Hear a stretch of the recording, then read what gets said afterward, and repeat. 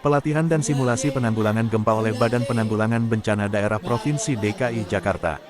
Pelatihan dan simulasi ini melibatkan seluruh warga SMP Negeri 116 Jakarta, dan merupakan bagian dari kegiatan ekstrakurikuler Palang Merah Remaja SMP Negeri 116 Jakarta.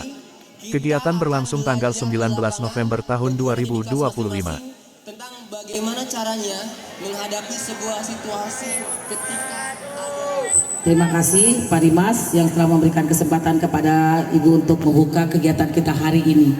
Ya, mau cepat, mau lama?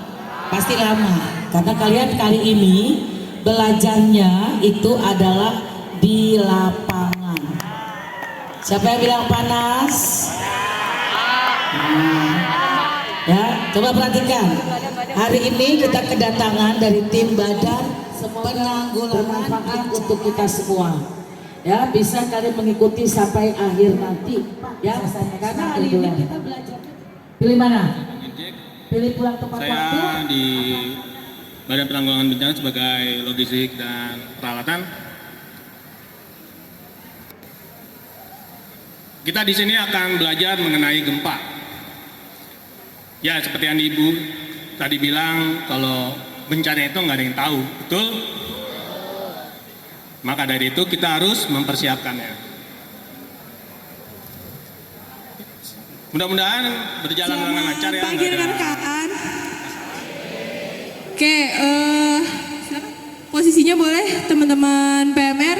Untuk materi pertama pagi ini adalah mitigasi, penjelasan tentang mitigasi bencana dan dana evakuasi sekolah oleh tutor sebaya kalian, yaitu teman-teman dari anggota PMR SMP Negeri 116. Pada kesempatan kali ini, izinkan kami untuk memaparkan materi mengenai mitigasi bencana alam. Ada gempa tektonik.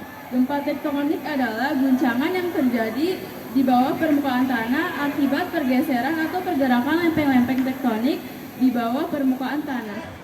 Sudah ada retakan pada poros pintunya yang mengakibatkan bakalan untuk kumpul ke titik kumpul. Dari masing-masing kelas ada jalur evakuasinya tersendiri yang harus dilewati.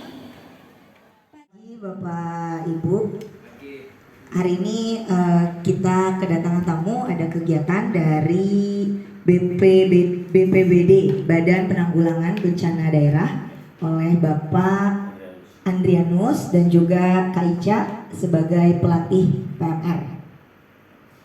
Langsung ini misi dan ada sedikit arahan ya mungkin ya Pak ya, dari Pak Andrianus dan juga Kak Ica pada Pak Andrianus. Bapak-bapak dan ibu-ibu yang saya hormati, izin saya mau menyampaikan terkait mengenai tentang tupoksi yang nanti saya akan sampaikan. Di setiap sekolah yang menjadi satu kapten adalah kepala sekolahnya atau PLT. Tetapi yang menjadi bawahan dari kapten tersebut adalah para wali kelas. Nah, di sini nanti Bang Hadirun akan menjelaskan tupoksi wali kelas ketika pada saat terjadi bencana itu ngapain aja, harus bagaimana gitu.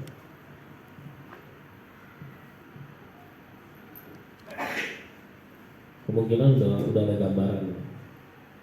Apakah sudah pernah di coaching ataupun diberi informasi? Ternyata wali kelas memberikan edukasi terkait masalah gedungnya, knowledge anak-anaknya untuk bagaimana bisa menyelamatkan diri dan tahu cara penyelamatannya. Seperti itu Pak.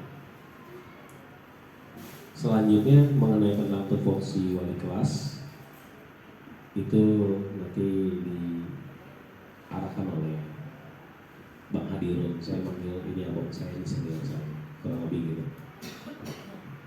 Untuk waktu dan tempatnya silakan. Saya mau tanya, apa sebelumnya sudah ada pelatihan seperti ini? Belum ya? Oke. Jadi kenapa pengetahuan bencana itu penting untuk kita sebagai orang tua di sekolah?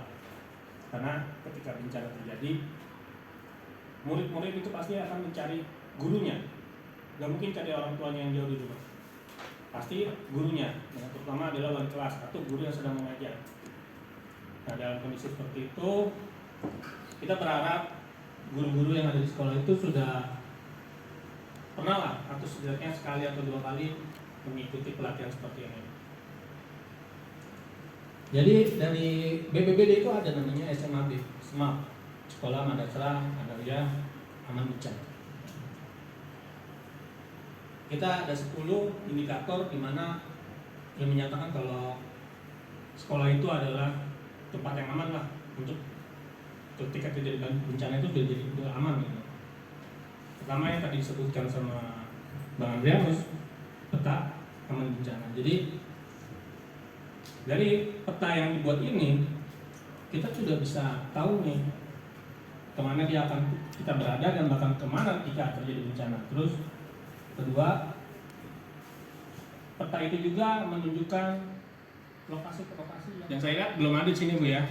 Tadi saya muter, terus ada 2 tangga ya, terus juga sign untuk jalur evakuasi. Semua bencana itu ada di kepala sekolah, tapi ada juga waktu itu mereka tetap bertahan, tetap melanjutkan sekolah, tetap kembali ke Cikaten yang dituakan di sekolah itu. Gitu. Jadi secara garis besar ada juga tim peringatan bencana, ada juga tim siaga bencana. Tim ini yang akan kita bagi ya Bu ya. Saya jelaskan dulu 10 indikator yang tadi saya awal. Terus bencana itu juga ada juga namanya pengaturan edukasi di Mading itu diperlukan. Itu untuk apa ya? Untuk membiasakan siaga bencana dalam situasi bencana. Ada penanggung jawab kepala sekolah, kaptennya, dan ada koordinator. Terus ada tim peringatan bencana, tim evakuasi, dan pertolongan pertama. Tadi kita sudah koordinasi dengan Bu. Tapi ada Pak? Ada. Di mana? Di gudang. Di tangga. Apa? Ada di gudang. Oke siap, betul. Maksudnya dipajang ya, bukan ditaruh ya? Maksudnya disiap. Tangga Pak, tangga. Iya, maksudnya nggak ditaruh gitu aja. Oke, saya berharap sih setiap lantai ada ya. Ada apar dan juga ada P3K. Jadi kalau misalkan ada kejadian terluka, nggak harus dibawa ke ruang PKS. Terus juga indikator berlapan simulasi bencana yang akan kita lakukan nanti.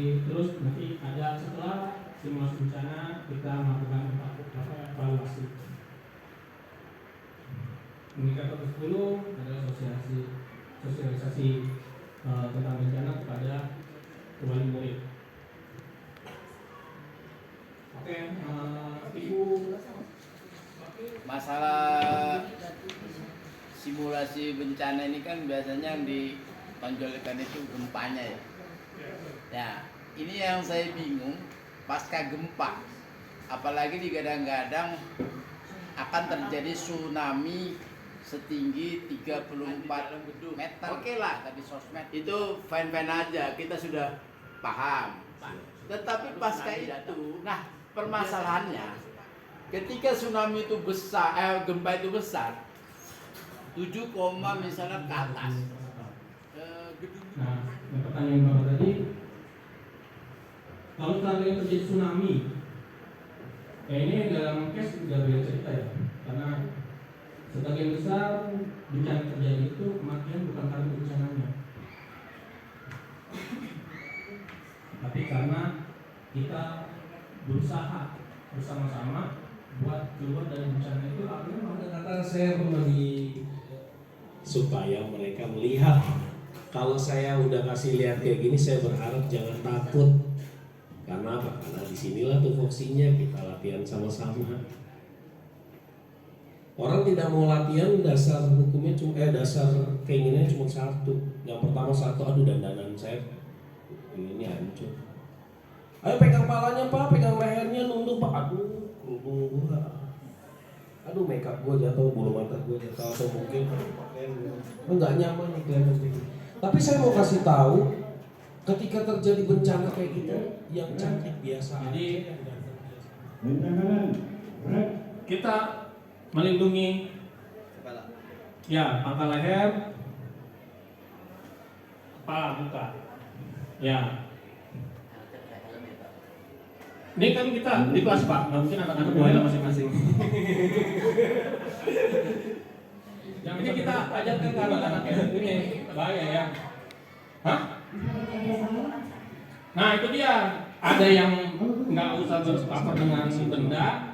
Cantiknya saya hilang, gantengnya saya hilang, nggak mau saya kayak gitu.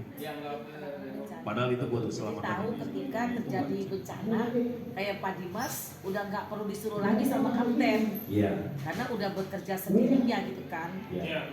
Ada yang kita Ada job desk-nya lah ya dari dari kita seperti ini nanti ke depannya itu mau bikin lagi ya tidak masalah. Evakuasi kita kemarin itu